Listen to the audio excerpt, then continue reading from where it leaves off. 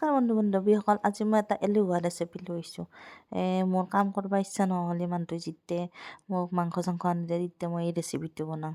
চব মছলা সানি লৈছোঁ, মেৰিনেট কৰি লৈছোঁ তাৰমানে।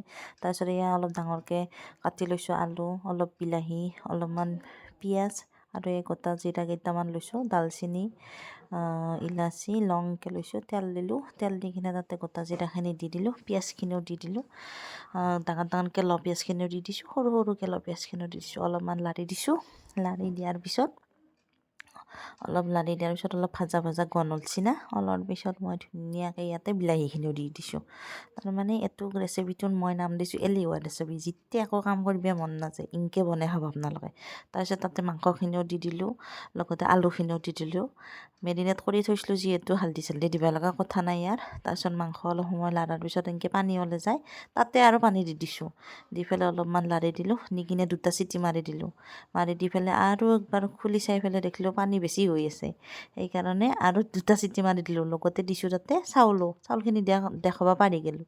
তাৰপিছত এইয়া দেখছি না, এইটো হ'ল কি হ'ল চিকেন বিৰিয়ানী, গম পাইছি, কুকাৰীত বনাওঁ। তাৰপিছত এয়া অলপমান সজাই দিলোঁ। কেনে পালাক ভিডিঅ'টো জনাব, আপোনালোকেও এইটো বনাই চাব, এলেহুৱা ৰেচিপি। Bye bye.